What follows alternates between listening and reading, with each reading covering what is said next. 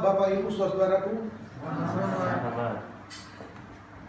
Saudaraku, kita berbicara sahabat ini dari Yohanes pasal 10 ayat 8, 9 dan 10. Kita berbicara di dalam konteks di mana Yesus sedang membandingkan dirinya dengan setan, saudara. Mengapa? Karena dalam Alkitab ini ada satu doktrin yang kita kenal di kalangan gereja kita, yaitu pertentangan besar antara Kristus dan setan, kebaikan dan kejahatan, antara terang dengan gelap, antara kerajaan surgawi dengan kerajaan kegelapan duniawi ini, saudara. Itu yang disebut dengan pertentangan kosmis, ya, pertentangan secara alam semesta. Kalau kita membaca dalam Wahyu pasal 12 ayat 7 sampai 10. Saudara-saudaraku yang dikasihi Tuhan, ketika Yesus berbicara di dalam Yohanes pasal 10 ini, dia sedang membandingkan kedatangan dirinya yang diutus oleh Bapa ke dunia kita yang berdosa ini untuk menggenapi rencana-rencana keselamatan orang berdosa, apa yang sudah dinubuatkan di dalam kitab Perjanjian Lama tentang kedatangan Mesias Yesus Kristus yang menjadi juru selamat orang berdosa. Lalu dia bandingkan dengan pekerjaan si jahat, bahwa sumber segala dosa dan kejahatan di alam semesta ini adalah dari setan, yang tadinya dia adalah malaikat yang besar, malaikat terang, Lucifer, yang akan membawa semua kecemerlangan Tuhan, tetapi akhirnya jatuh oleh karena kesombongan dan kediriannya. Dan bila mana kita membaca konteks daripada Yohanes pasal 10 ayat 8, 9 dan 10 ini adalah berhubungan dengan Mazmur pasal 23. Mazmur pasal 23, Tuhan adalah gembalaku, takkan kekurangan aku. Ia membaringkan aku di rumput yang hijau dan membawa aku ke air yang jernih. Ia menuntun hidupku dan menyegarkan jiwaku, dan membawa aku di jalan yang benar oleh karena namanya. Lalu ayat 5, ia menyediakan hidangan bagiku di hadapan lawan-lawanku. Kenapa? Karena konteks ini berhubungan dengan Yesus Kristus sebagai Tuhan dan kita anak-anaknya. Yesus Kristus sebagai gembala dan kita sebagai domba-dombanya. Yesus Kristus sebagai pintu masuk, jalan kehidupan, jalan kebenaran untuk masuk ke dalam kerajaan surga. Tetapi ada pencuri yang datang melewati jendela, dan dia membandingkan dirinya dengan iblis. Pencuri datang untuk mencuri, hanya mencuri, membunuh, dan membinasakan. Saudaraku, istilah Alkitab untuk membinasakan itu adalah dosa yang tidak bisa diampuni. Kematian kedua yang tidak ada kebangkitan untuk keselamatan. Itu berbicara tentang Roma 6 ayat 23. Upah dosa adalah maut, tetapi kasih karunia Allah adalah hidup yang kekal di dalam Yesus Kristus. Jadi dosa itu masuk ke dalam dunia kita ini untuk mencuri domba-domba Allah dari tangan Tuhan, untuk membunuh dan membinasakan, melenyapkan. Upah dosa adalah maut. Tetapi aku datang, kata Kristus. Aku datang, kata Kristus, untuk memberikan kehidupan, bahkan kehidupan yang berkelimpahan. Abundant of life. Karena kita keselamatan karena kasih karunia Tuhan dalam Yesus Kristus. Coba kita lihat budaya orang dalam Perjanjian Lama dan agama-agama kekafiran yang menyembah berhala di sekitar Palestina, tanah Kanaan, di mana orang Israel berada, dibandingkan dengan Yesus yang membawa sebuah perubahan yang baru. Dan konsep ini disalah mengerti para ahli-ahli Taurat dan orang-orang Farisi. Sepertinya Yesus ini menjadi satu tantangan, bahkan menjadi musuh bagi mereka ketika Yesus mengajarkan sebuah ajaran yang baru.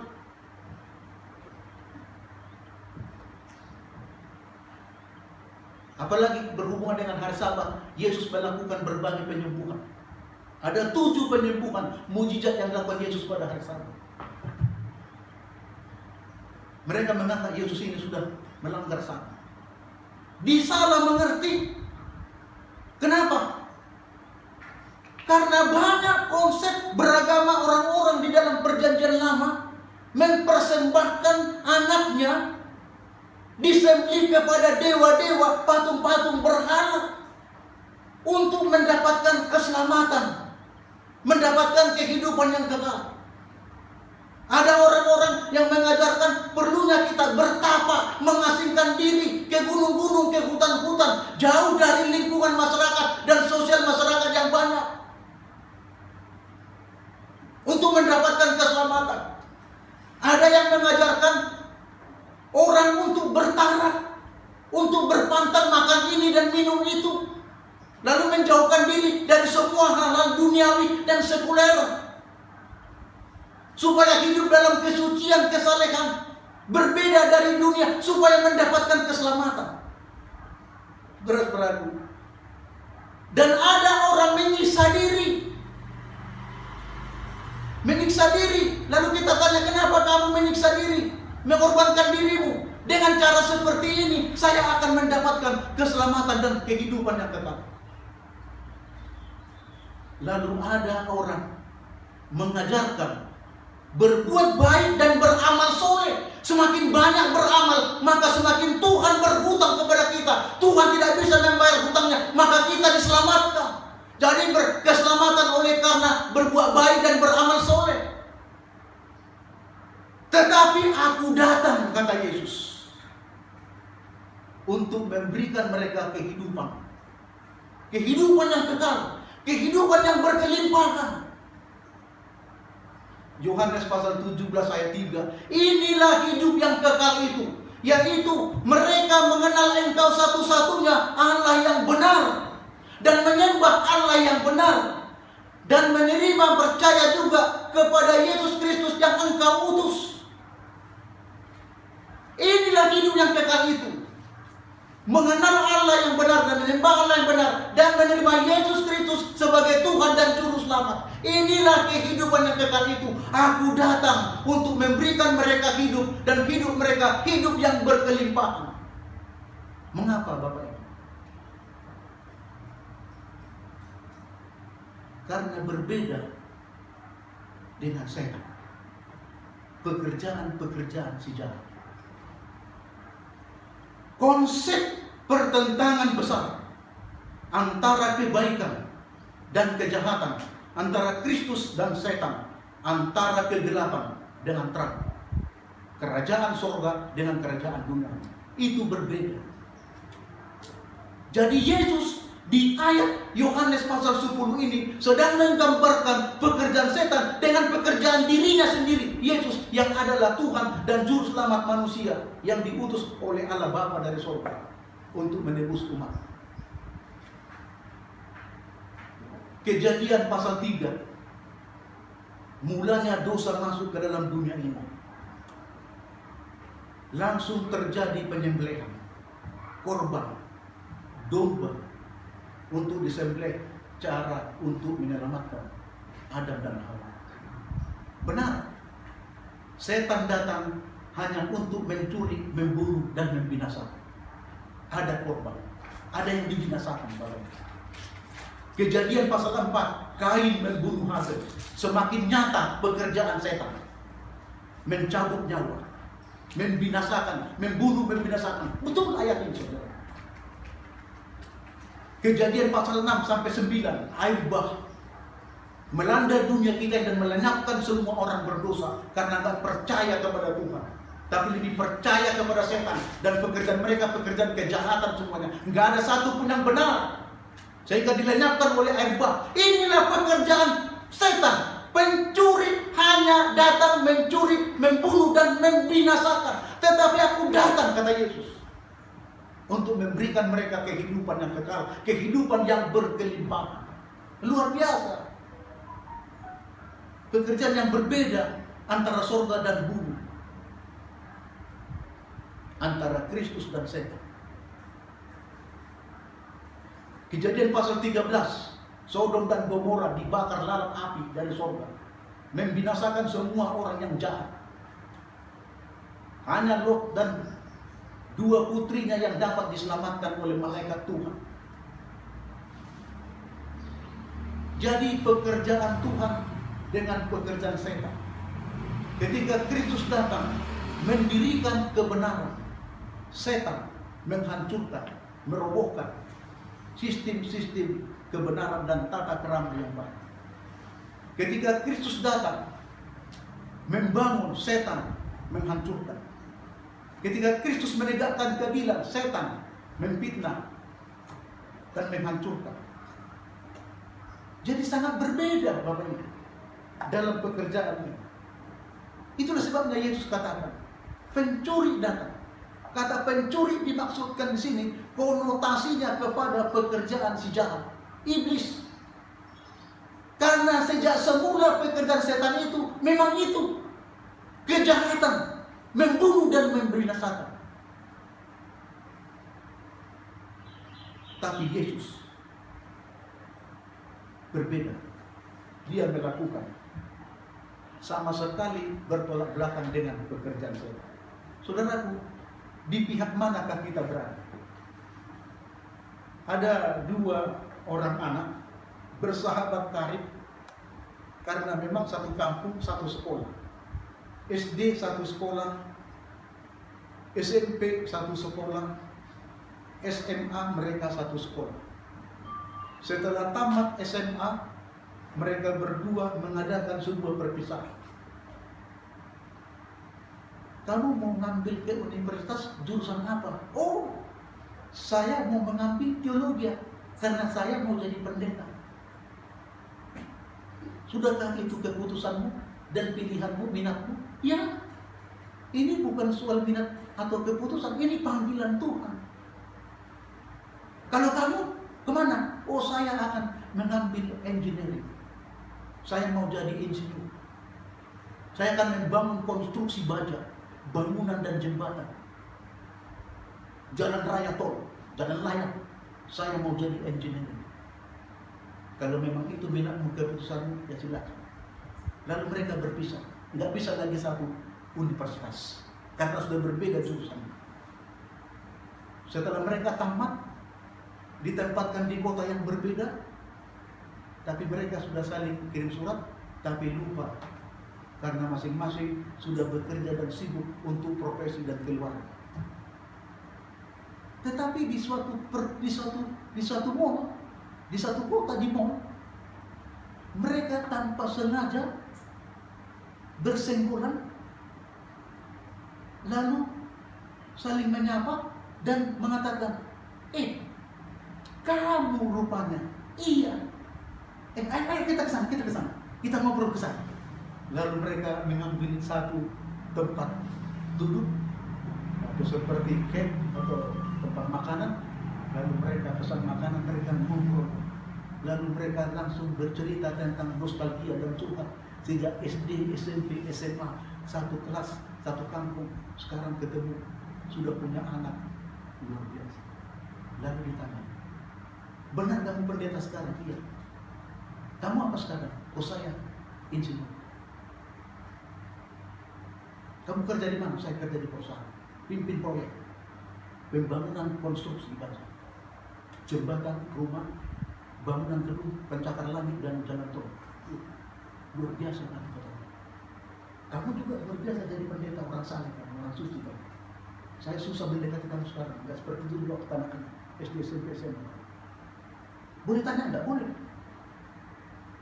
Sekarang Pak Pendeta menggembalakan berapa anggota jemaat? Wah, anggota jemaat saya satu gereja 1000 orang. Pendeta, insinyur itu bilang, hebat sekali pendeta ya, punya jemaat 1000 orang. Wah, Kaya dong pendeta.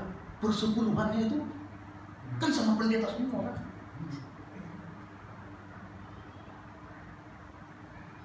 Lalu engineer itu bilang, boleh tanya gak lebih dalam? Oh boleh, gak salah. Berapa dari 1000 ini anggotamu yang aktif untuk Tuhan? Wah, semua aktif, Pak. Semua anggota saya aktif.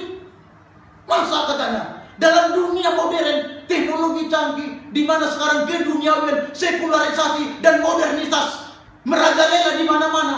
Masa semua anggotamu aktif? Iya aktif, Pak.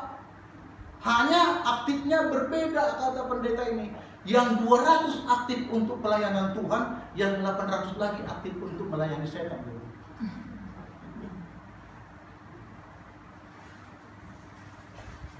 Saudara-saudara, ada dua kubu. Pencuri datang hanya untuk mencuri, membunuh dan membinasakan, kata Yesus.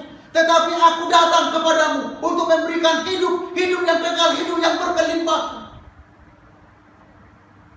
Bukan hanya soal kebutuhan makan dan minum sehari-hari. Kalau itu tidak berdoa pun, tidak beriman pun boleh. Lihat orang yang di bawah kolong jembatan, para pengemis di lampu merah, makan setiap hari. Bahkan kaya raya Bapak ini. Punya rumah, punya gedung, punya mobil hanya karena pekerjaannya. Pengemis ada banyak. Tetapi yang ditawarkan Kristus ini bukan soal makan minum, kebutuhan ekonomi sehari-hari, bukan. Tetapi soal pengampunan dosa, soal keselamatan jiwa, soal hidup yang kekal, soal hidup yang berkelimpahan, damai sejahtera dalam Yesus Kristus. Walaupun ada persoalan, masalah, dan berbagai macam penyakit, ujian yang datang kepada kita, kita tetap bersuka cita dan semangat di dalam Tuhan, melayani Tuhan, memuji Tuhan. Karena hidup kita berkelimpahan, bukan hanya berkecukupan, tetapi berkelimpahan. Mengapa? Karena sebahagian akan kita berikan kepada orang. Kita dipakai itu menjadi saluran-saluran berkat, saluran keselamatan, saluran untuk membagikan Injil keselamatan kehidupan kita kepada orang lain. Ini yang ditawarkan Yesus. Aku datang untuk memberikan kepadamu hidup yang kekal, hidup yang berkelimpahan. Amin Bapak Ibu. Saudara-saudaraku, pekerjaan setan, kalau kita membaca Yohanes pasal 14, Yohanes 8 ayat 44, saudara, adalah penipu dan pendusta. Yesus Kristus mengatakan, jika kamu hidup di luar kebenaran, berarti jahat. Tidak ada kebenaran dalam hidupmu. Maka setan, iblislah bapamu. Karena sejak semula iblis adalah bapak segala pendusta. Dia dustai Hawa di Kejadian pasal 3 di Taman Eden, untuk menjatuhkan suaminya Adam masuk ke dalam perangkap dosa. Dan dari situ dunia ini menjadi jatuh ke dalam dosa. Saudara-saudaraku yang dikasihi Tuhan, pekerjaan setan adalah penipu, pendusta, pembohong. Dan dia membuat berbagai manipulasi dan spekulasi hanya untuk menjatuhkan, mencuri domba-domba, kata Kristus di ayat 8. Lalu ayat 9, akulah pintu untuk masuk ke dalam keselamatan. Lalu ayat 10, aku datang untuk menawarkan kehidupan bagimu. Bukan hanya kehidupan sehari-hari sementara di dunia, tapi kehidupan yang kekal, kehidupan yang berkelimpahan, di mana ada pengampunan dosa dan pembenaran bagi orang berdosa. Pekerjaan setan yang kedua, pendakwa. Kerjanya hanya mendakwa orang.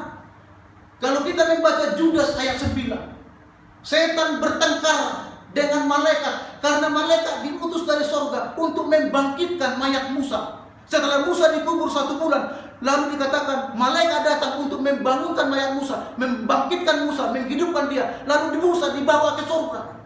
Lalu setan tahan.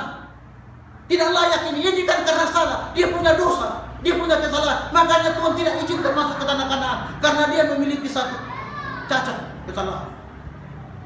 Lalu malaikat bilang itu, kiranya Tuhan menghargai engkau, hai iblis. Ini adalah hamba Tuhan. Saya harus bangunkan ini dan bawa ke surga. Makanya Musa sudah di surga, saudara. Lalu Zakaria pasal 3 ayat 1 sampai 10. Ketika imam besar Yosua melayani di mezbah bait suci, setan datang mendakwa, tidak layak ini imam besar memimpin upacara yang kudus di bait suci ini, karena dia orang berdosa. Lihat pakaiannya dari atas bawah kotor dan najis.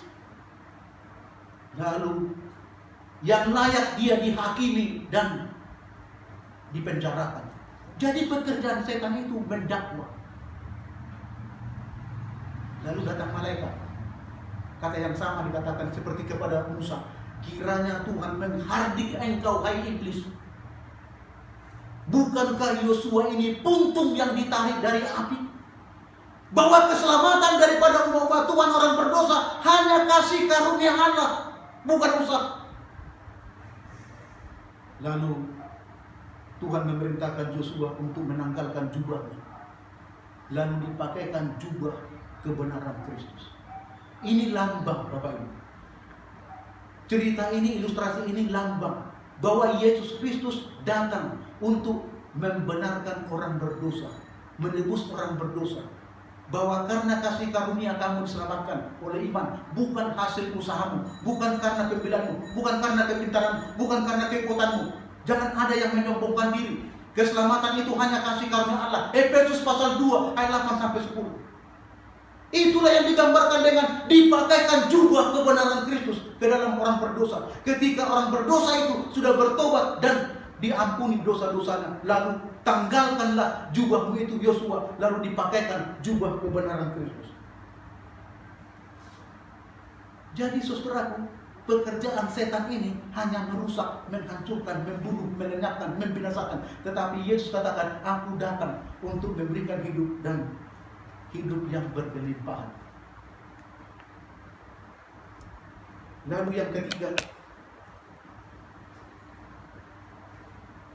1 Petrus 5 ayat 8. Sadarlah dan berjaga-jagalah bahwa iblis lawanmu itu seperti singa yang mengaum-aum, yang hendak menelan mangsanya dan mencari orang-orang yang dapat ditelannya. Pekerjaan setan membinasakan dan merusak, melenyapkan orang. Sadarlah dan berjaga-jagalah, iblis lawanmu itu seperti singa yang mengaum-aum, mengelilingi kemana saja dia pergi, mencari orang-orang yang bisa ditelannya, mangsanya. Tetapi aku datang, kata Yesus, untuk memberikan kepadamu kehidupan yang kekal, kehidupan yang penuh dengan sukacita, kehidupan yang penuh dengan damai sejahtera, kehidupan yang penuh dengan kelemah lembutan, kehidupan yang penuh dengan rendah hati, kepenuhan dengan kesucian dan kesalehan, hidup yang berkelimpahan. Ini yang dimaksudkan Yesus. Jadi jelas, sangat jelas perbedaannya. Sedikit pun gak ada persamaannya antara pekerjaan setan dengan pekerjaan Kristus. Saudaraku, yang keempat, pekerjaan setan menjadi penguasa. Yesus sendiri mengatakan dalam Yohanes pasal 14 ayat 31 bahwa setan adalah penguasa dunia ini. Dia adalah pangeran daripada dunia ini. Dia adalah pemimpin dari dunia ini. Tetapi kata Yesus, penguasa dunia ini sedang dihakimi sekarang. Kenapa? Ketika Yesus datang, tujuan Yesus datang untuk menghakimi setan, bukan menghakimi orang berdosa. Tujuan Yesus datang untuk menyelamatkan orang berdosa, membenarkan orang berdosa, menebus orang berdosa, tetapi menghakimi setan. Makanya kata Yesus, penghakiman sedang berlangsung sekarang ini untuk sedunia ini, penguasa dunia ini. Dan Rasul Paulus mengatakan dalam Efesus pasal 2 ayat 2 dan 6 ayat 12 bahwa setan adalah penguasa raja kegelapan di dunia ini yang sedang dihakimi oleh Yesus Kristus. Mengapa? Karena pekerjaannya hanya apa? Mencuri, membunuh, dan membinasakan. Tetapi aku datang. Yesus mau menjelaskan satu-satunya yang menjadi sumber kehidupan yang kekal, keselamatan, kehidupan yang penuh dengan damai sejahtera dan diberkati, kehidupan yang penuh bersukacita, dan hidup yang berkelimpahan, abundant of the life, adalah hanya Yesus Kristus.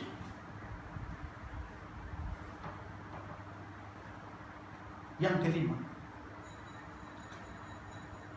perbedaan pekerjaan setan dan Yesus. Yang kelima, setan suka menyanjung, memuji-muji orang, dan mengidolakan orang. Hati-hati. Hati-hati kita untuk memuji, menyanjung orang. Kita bisa menjadi alat setan. Nyonya White mengatakan, hanya Tuhan yang patut dipuji, dimuliakan, dan ditinggikan, bukan manusia. Hati Bapak Ibu. Oh, Pak Pendeta, khotbahnya bagus sekali. Saya terkagum-kagum, hati saya tersentuh dengan khotbah-khotbah pendeta. Apalagi doanya itu Pak Pendeta. Akhirnya pendeta besar kepala, saudara. Telinganya kembang, belang-belang. Akhirnya dia jadi. Nggak kelihatan lagi besoknya. Kenapa? Hati-hati untuk menyanjung. Menyanjung, memuji, mengidolakan pekerjaan setan. Dari kata idol, idola. Idol itu berhala. Bahasa Inggris idolatry berasal dari kata idol. Jadi kalau suka nonton acara yang berhubungan dengan idol, hati-hati, sedang masuk ke dalam perangkap setan. Karena pekerjaan menyanjung, ya, dan penyembahan berhala, idolatri, yang menyanjung orang, mencorak, itu ada di dalam agama-agama kekafiran di sekitar Palestina, Kanaan, orang Israel dikelilingi oleh para penyembah berhala. Saudara-saudara, pekerjaan setan bisa menjatuhkan lewat pujian, lewat sanjungan, mengidolakan orang. Absalom. Kalau kita membaca 2 Samuel pasal 14, dia sombong, jatuh, dan memimpin sebuah pergerakan untuk menentang pemerintahan kerajaan ayahnya Daud dan menyusun sebuah kerajaan yang baru. Karena pertama kali dia disanjung, dipuji siapa? Semua orang.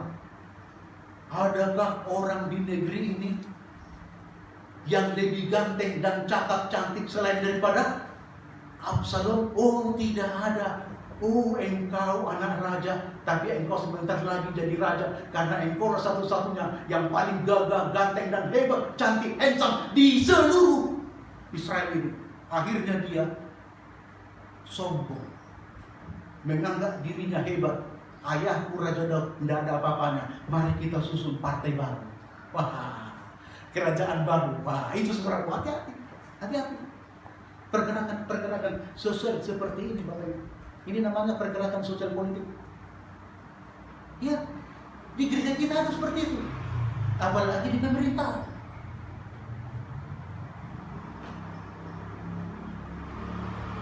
Matius pasal 6 ayat 2. Apa kata Yesus? Kalau ada orang berdoa panjang-panjang dan supaya dilihat orang berpuasa dan berdoa supaya mendapat pujian dan sanjungan, mereka sudah mendapat upah. Karena apa kata Tuhan? Apa yang diberikan tangan kananmu, jangan tahu tangan kiri. Tapi sekarang ini pendeta dicit, dipoto, dijapit, sudah kasih sembako sama umatnya. Bagaimana? Masuk di mana? Masuk di medsos. Iya, dipegang satu kotak Indomie, diserahkan, dijapit, masukkan ke WA, masukkan ke FB, masukkan ke mana-mana. Padahal Tuhan bilang apa? Apa yang diberikan tangan kananmu, jangan tahu tangan kiri. Mereka sudah mendapat upah. Atau ayat ini gak berlaku lagi gara-gara medsos, teknologi canggih. Jadi ayat ini gak up to date untuk zaman kita. Karena zaman sekarang adalah zaman Jafri, Bapak Ibu.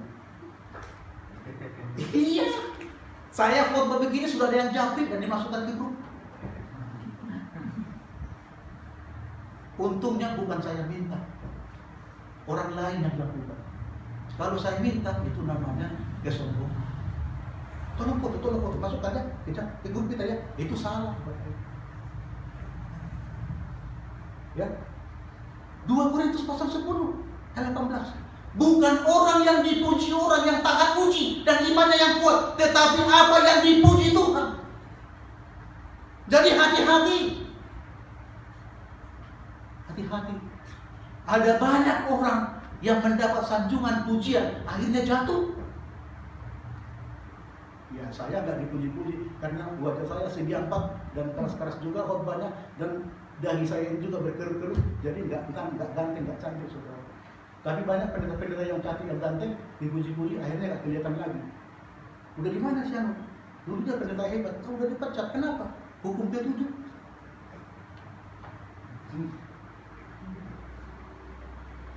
Itulah berbahayanya. Ini pekerjaan setan untuk menghancurkan, menjatuhkan, merontokkan, membunuh, melenyapkan, membinasakan. Tetapi aku datang, kata Tuhan. Aku datang untuk memberikan mereka kehidupan. Aku datang untuk memberikan kepada mereka kehidupan yang kekal, supaya mereka memiliki kehidupan, bahkan memilikinya dalam berkelimpahan. Hidup yang berkelimpahan, abundant of life. Saudara-saudaraku, Christ Object Lesson. Ellen White mengatakan dalam Christ Object Lesson halaman 154, tidak ada dosa yang paling menjijikkan dan yang paling dibenci Tuhan di hadapannya selain daripada dosa kesombongan. Dan obat untuk dosa kesombongan ini sulit untuk ditemukan.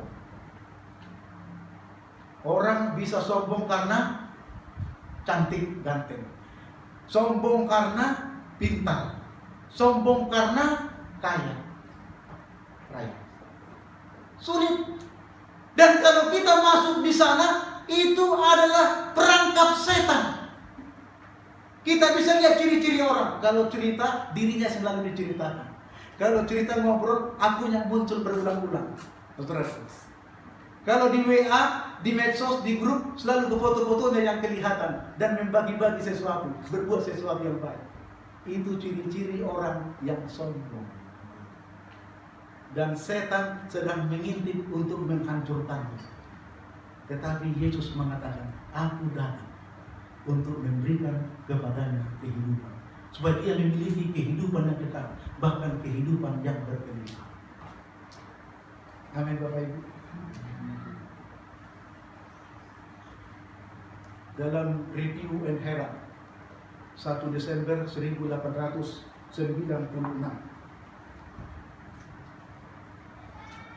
bila mana kita menyerahkan hati kita kepada Tuhan dan kita berjalan sesuai dengan rencana-rencana Tuhan, maka Dia akan menyempurnakan tabiat kita sesuai dengan tabiatnya.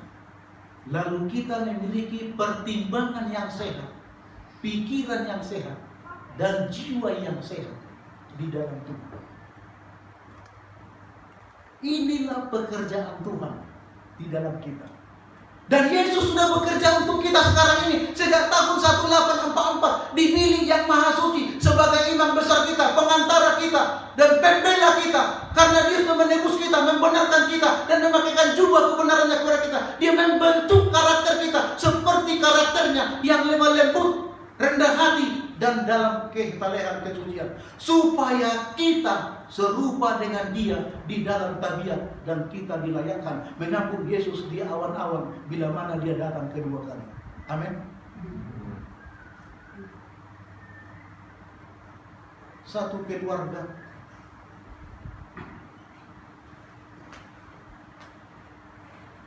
pindah dari kampung ke kota. Sudah bosan hidup di kampung. Bangun pagi, pegang cangkul, pergi ke ladang. Petang hari pulang, lalu mandi, makan, tidur. Itu aja terus kerjanya setiap hari. Ya, namanya orang yang tinggal di kampung, di pedalaman, rumahnya juga rumah yang ada kolong-kolong, namanya apa itu? Rumah namanya? Rumah panggung ya. Ya, tangganya 3, terbuat dari kayu papan, ya, atapnya atap apa namanya itu ya, semnya itu rumbi ya, kurang lebih ya itu. Dia bilang anaknya sudah ada 2, masih kecil-kecil. Dia bilang sama istrinya, "Ma, kayaknya nggak ada kemajuan, kita tinggal di kampung ini, udah bosan kita. Setiap hari pekerjaan kita itu terus ke ladang, mencangkul, mengolah tanah, panennya nggak banyak, nggak seberapa, hanya cukup makan, nggak bisa nabung, nggak bisa untuk masa depan, nggak ada kehidupan dan nggak ada masa depan ini di sini. Lebih baik kita jual aja ini tanah ladang rumah ini, lalu kita pindah ke Jakarta. Mungkin begitu ceritanya. Dijual berapa? Laku lah 50 juta.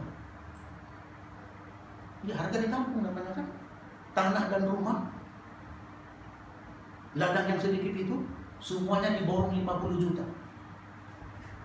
Lalu berangkat ke kota besar, memulai hidup yang baru, di tempat yang baru, bisnis yang baru, mulai menggeluti segala pekerjaan yang baru, bertarung dengan pekerjaan-pekerjaan di kota yang besar, menghadapi berbagai masalah, goncangan ekonomi dan lain sebagainya. Tingkat sosial masyarakat sangat tinggi dan politik juga sangat tajam, saudara. Tapi dengan doa yang tekun dan penyerahan kepada Tuhan, mereka akhirnya berhasil. Anaknya sudah 3 besar-besar. Yang paling kecil SMP, yang nomor 2 sudah SMA, yang nomor 1 sudah di perguruan tinggi di universitas. Lalu mereka sudah memiliki rumah yang agak mewah dan besar, nyaman, dan sudah ada mobil. Sukses Bapak Ibu. Modal 50 juta dari kampung. Lalu suaminya bilang, "Mak, kayaknya aku rindu pulang ke kampung." Lalu istrinya bilang, "Ngapain pulang ke kampung? Sudah nggak ada siapa-siapa di kampung. Keluarga juga sudah nggak di kampung semua. Tapi aku rindu untuk melihat rumah kita yang dulu, yang terbuat dari papan kayu, yang dari gubuk-gubuk itu. Ingin sepertinya nostalgia di masa-masa yang lalu." Ya terserah Papa. Kalau mau pulang. Oke, ayo. Mereka pulang. Baik bawa mobil sendiri ke kampung, saudara. Rupanya dia ingat ada perjanjian. Perjanjian bahwa rumah itu hanya digadaikan. Nanti suatu saat kalau sudah punya uang cukup, ditebus kembali menjadi harta mereka. Ada surat perjanjiannya di atas meterai. Lalu ini dibawa. Rupanya suaminya ini memiliki rencana untuk menebus rumah itu dan tanah itu. Dibawa ini surat perjanjian. Dan di dalam surat perjanjian itu ada satu yang tidak dijual dari semua yang ada di rumah itu. Paku 5 inci di pintu masuk depan rumah itu yang tertancap itu masih milik yang punya. Dulu yang beli itu nggak bermasalahkan paku itu. Dalam pikirannya, apalah paku? Hanya paku besi 5 inci, nggak persoalan. Lalu sampai di sana ketemu dengan orangnya.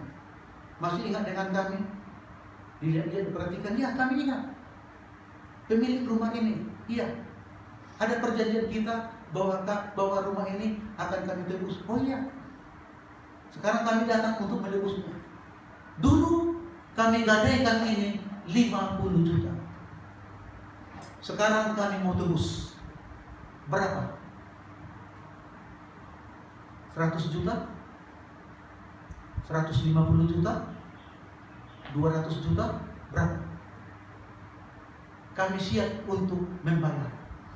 Asal kembali ini harta warisan menjadi milik kami. Lalu yang punya rumah bilang, "Maaf Bapak, maaf Ibu, kami sudah enak tinggal di rumah ini. Kami sehat-sehat semuanya. Kami hidup dengan nyaman dan tentram di rumah ini. Damai sejahtera dalam kehidupan kami. Ladang-ladang selalu berhasil kami panen. Dan bukan hanya cukup, bahkan lumbung-lumbung kami bisa kami sisihkan untuk menumpuk untuk masa depan anak-anak kami. Jadi kami tidak jual kembali tanah dan rumah ini." Oh, marah ini yang punya rumah yang dulu ini, marah, yang datang dari kota ini. Dia ingat masih ada paku 5 inci tertancap di sana. Lalu dia bilang, "Bapak Ibu, bukankah paku ini masih milik kami?" "Iya." "Kalau Bapak Ibu mau ambil cabut aja, ini linggis," katanya. Ya, kasih linggis untuk cabut paku itu. "Oh bukan, biarkan paku ini menancap terus di sini, karena ini menjadi saksi bahwa ini milik kami." Dia pergi ke kota. Dia beli 1 anjing. Dia bunuh ini anjing. Pukul mati anjingnya. Setelah 4 hari, bangkai anjing ini dimasukkan ke kulit. Dia pergi lagi ke rumah itu, Bapak Ibu. Leher bangkai anjing ini dia tancapkan di paku 5 inci itu. Bau sekali bangkai itu. Datang lalat berkerumun. Rumah waktu ditancapkan sepi karena siang-siang. Sore-sore pulang anaknya dari sekolah. Pulang ibunya dan ayahnya dari ladang. Dilihat sekitar rumah itu bau. Makan yang enak pun gak laku lagi dimakan, gak enak dimakan. Karena bau bangkai menyelimuti rumah ini. Saudara-saudaraku, akhirnya mereka bilang, lebih baik kita kembalikan adalah rumah ini kepada pemiliknya. Saya yakin ini pula pemiliknya ini. Karena paku yang 5 inci itu masih miliknya dan dia berhak untuk menancapkan apa saja di paku 5 inci itu. Bapak Ibu, cerita ini saudara mau menggambarkan bahwa pekerjaan setan dengan pekerjaan Tuhan berbeda. Pekerjaan si jahat dengan pekerjaan Yesus sebagai Raja keselamatan, Raja kebenaran berbeda. Seharusnya ketika kita sudah dibenarkan Tuhan, sudah ditebus oleh Tuhan, sudah diselamatkan oleh Tuhan, dan kita dipakaikan jubah kebenaran Tuhan dalam kesucian dan kemuliaannya, seharusnya kehidupan kita sudah berbeda, tidak lagi kembali kepada manusia yang lama, tetapi keluarga ini ingin hidup di dalam manusia lama dengan menancapkan suatu pekerjaan setan, bangkai anjing di paku 5 inci yang masih melekat di pintu rumah itu. Saudara-saudara, Yesus datang untuk menyelamatkan, tapi setan membinasakan. Yesus datang untuk membangun, tapi setan merobohkan. Yesus datang untuk mendirikan, tapi setan datang menghancurkan. Yesus datang untuk menegakkan kebenaran dan keadilan, tetapi setan datang untuk menghasut dan memfitnah, menghancurkan jiwa orang. Itulah sebabnya kata Yesus di Yohanes pasal 10 ayat 10, pencuri datang hanya untuk mencuri, membunuh dan membinasakan, tetapi aku datang untuk memberikan hidup kekal, hidup yang berkelimpahan, hidup yang penuh dengan sentosa dan sejahtera, hidup di dalam pengampunan dosa, hidup di dalam segala kepenuhan daripada karakter Yesus menjadi bagian kita. Kiranya Tuhan memberkati kita pada hari Sabat ini. Kita pulang dengan damai sejahtera dan berkat-berkat Tuhan mengikuti seumur hidup kita. Saya undang Bapak Ibu untuk berdiri, kita berdoa bersama-sama. Bapa kami Allah yang bersemayam di dalam sorga, kami bersyukur berterima kasih pada hari Sabat ini Tuhan, karena kami masih dapat berbakti memuji memuliakan Tuhan. Terima kasih firman-Mu yang begitu baik, mengajarkan kepada kami pekerjaan Tuhan, jaminan keselamatan Tuhan, pengampunan dosa, dan Tuhan sudah memakaikan kepada kami jubah kebenaran-Mu ketika Engkau telah menebus dan membenarkan kami, dan kami menjadi umat-umat Tuhan di dalam kesucian dan kesalehan. Tuhan membentuk tabiat kami untuk sama seperti tabiat-Mu. Jadilah kehendak-Mu ya Bapa. Ketika kami berdiri untuk merespon panggilan Tuhan, kami serahkan badan, jiwa, dan kehidupan kami. Bentuklah kami sebagaimana yang Tuhan kehendaki. Kami rindu untuk Tuhan gunakan kami menjadi alat-Mu, sarana di tangan-Mu, untuk menjadi saluran-saluran berkat bagi banyak orang dan kemuliaan kepujian bagi nama. Tuhan, kami rindu kuasa-Mu menjadi bahagian kami, supaya kami dapat melakukan perkara-perkara ajaib yang Tuhan percayakan kepada kami. Tuhan, kami rindu supaya kami tetap di dalam naungan kasih Tuhan, perlindungan dan pemeliharaan Tuhan, supaya kami jauh dari segala pencobaan, mara bahaya, dan pekerjaan-pekerjaan setan disingkirkan dalam kehidupan kami, dalam hati kami, dalam jiwa kami, dalam pikiran kami. Sehingga setiap saat, setiap waktu, setiap hari kami ada bersama-sama dengan Tuhan. Sehingga besarlah kasih setia-Mu dan nama-Mu ditinggikan, sehingga banyak jiwa-jiwa yang ditarik kepada Bapa. Biarlah komitmen panggilan kami ini menjadi bagian kami, bahwa kami rindu dipersatukan senantiasa di dunia ini, di dalam jemaat, untuk berkarya bagi Tuhan dalam pelayanan gereja dan program-program jemaat, untuk memajukan pekerjaan Tuhan, menyelesaikan misi, dan mempersiapkan sekelompok umat yang benar-benar siap sedia bagi kedatangan Yesus yang kedua kali. Iya Bapa, biarlah hidup kekal, hidup yang berkelimpahan, hidup yang penuh dengan damai sejahtera, hidup yang penuh dengan sukacita dan berkat-berkat Tuhan terus menjadi bahagian kami. Oleh karena Yesus adalah bahagian kami dalam kehidupan kami sekarang sampai selama-lamanya. Terima kasih ya Bapa, terima kasih ya Yesus. Mengampuni segala dosa-dosa kami. Kami persembahkan doa yang dikatakan hanya dalam nama Yesus, Tuhan dan Juru Selamat kami.